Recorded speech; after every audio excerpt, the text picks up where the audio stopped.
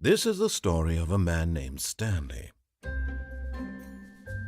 Stanley worked for a company in a big building where he was employee number 427. Employee number 427's job was simple. He sat at his desk in room 427 and he pushed buttons on a keyboard. Orders came to him through a monitor on his desk, telling him what buttons to push, how long to push them, and in what order. This is what employee 427 did every day of every month of every year. And although others might have considered it soul-rending, Stanley relished every moment that the orders came in, as though he had been made exactly for this job. And Stanley was happy. And then one day, something very peculiar happened. Something that would forever change Stanley. Something he would never quite forget. He had been at his desk for nearly an hour when he realized that not one single order had arrived on the monitor for him to follow. No one had showed up to give him instructions, call a meeting, or even say hi. Never in all his years at the company had this happened, this complete isolation. Something was very clearly wrong. Shocked, frozen solid, Stanley found himself unable to move for the longest time. But as he came to his wits and regained his senses, he got up from his desk and stepped out of his office. All of his co-workers were gone. What could it mean? Stanley decided to go to the meeting room. Perhaps he had simply missed a memo.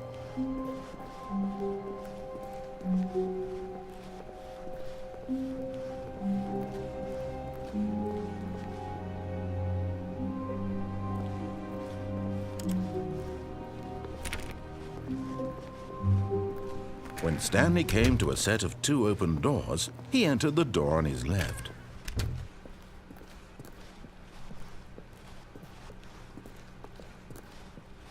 Yet there was not a single person here either. Feeling a wave of disbelief, Stanley decided to go up to his boss's office, hoping he might find an answer there. Coming to a staircase, Stanley walked upstairs to his boss's office.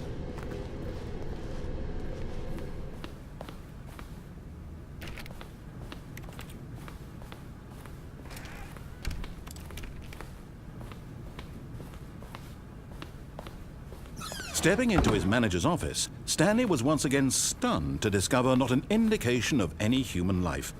Shocked, unraveled, Stanley wondered in disbelief who orchestrated this, what dark secret was being held from him. What he could not have known was that the keypad behind the boss's desk guarded the terrible truth that his boss had been keeping from him. And so the boss had assigned it an extra. Stanley was in such a rush to get through the story as quickly as possible, he didn't even have a single minute to just let the narrator talk. That kind of anxiety isn't healthy, so he relaxed for a few moments with some calming New Age music.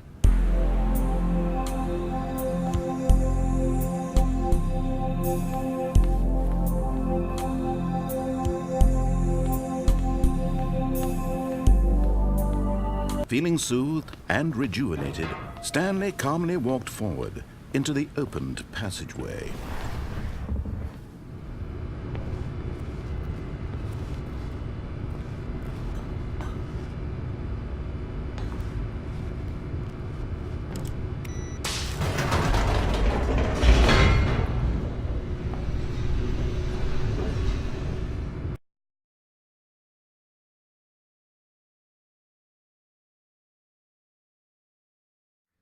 Descending deeper into the building, Stanley realized he felt a bit peculiar.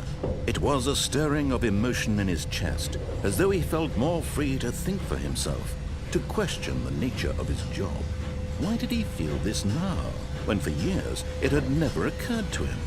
This question would not go unanswered for long.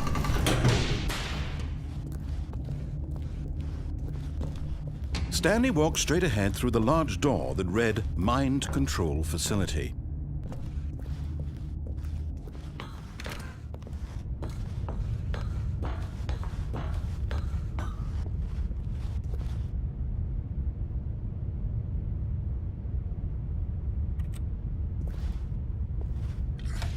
The lights rose on an enormous room packed with television screens. What horrible secret did this place hold? Stanley thought to himself. Did he have the strength to find out?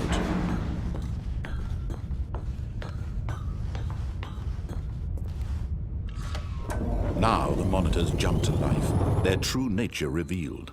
Each bore the number of an employee in the building, Stanley's co-workers. The lives of so many individuals reduced to images on a screen, and Stanley, one of them, eternally monitored in this place where freedom meant nothing.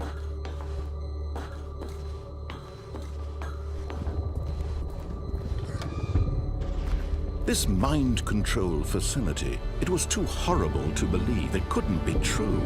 Had Stanley really been under someone's control all this time? Was this the only reason he was happy with his boring job? That his emotions had been manipulated to accept it blindly?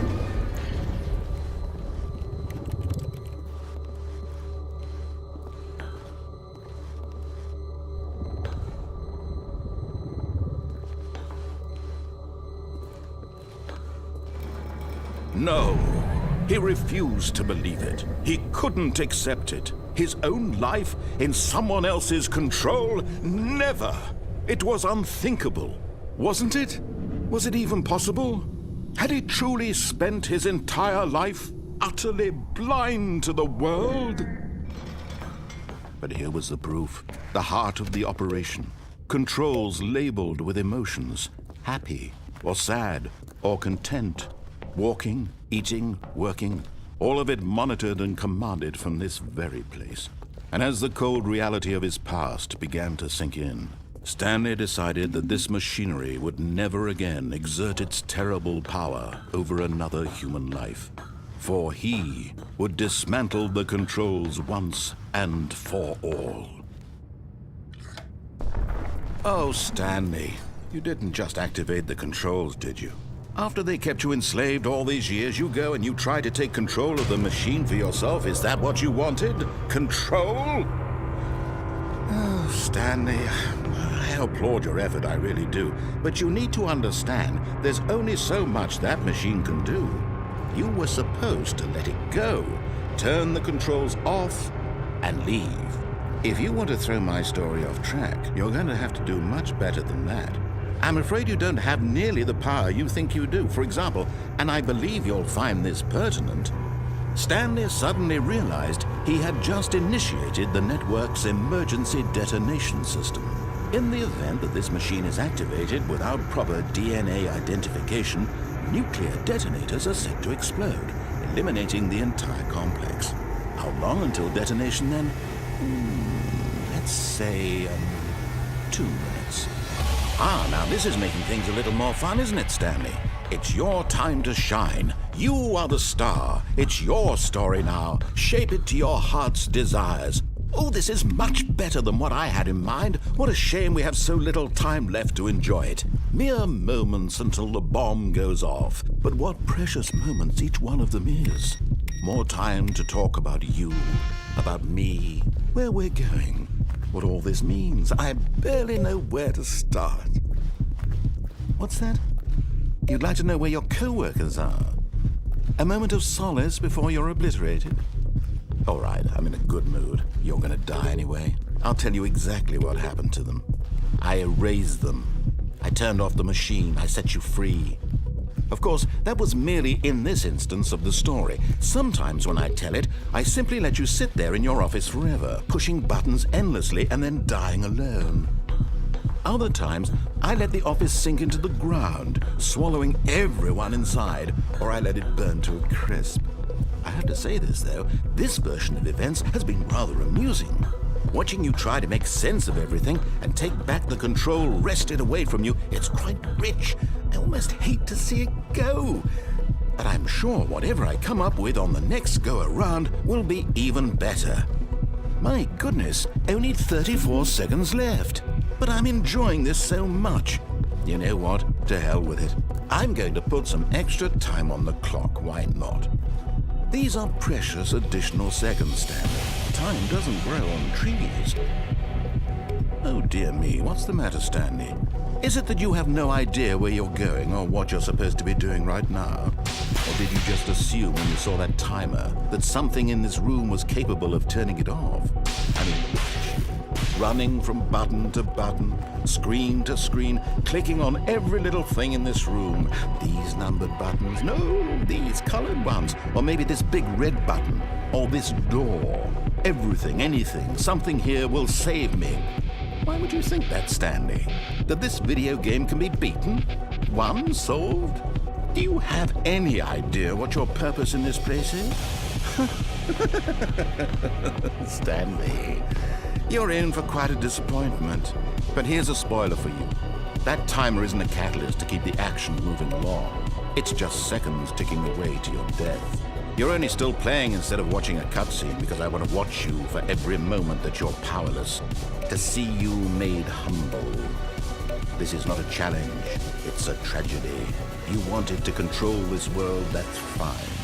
But I'm going to destroy it first, so you can't. Take a look at the clock, Stanley. That's 30 seconds you have left to struggle. 30 seconds until a big boom and then nothing. No ending here. Just you being blown to pieces. Will you cling desperately to your frail life, or will you let it go peacefully? Another choice. Make it count. Or don't. It's all the same to me, all a part of the joke. And believe me, I will be laughing at every second of your inevitable life from the moment we fade in until the moment I say, happily ever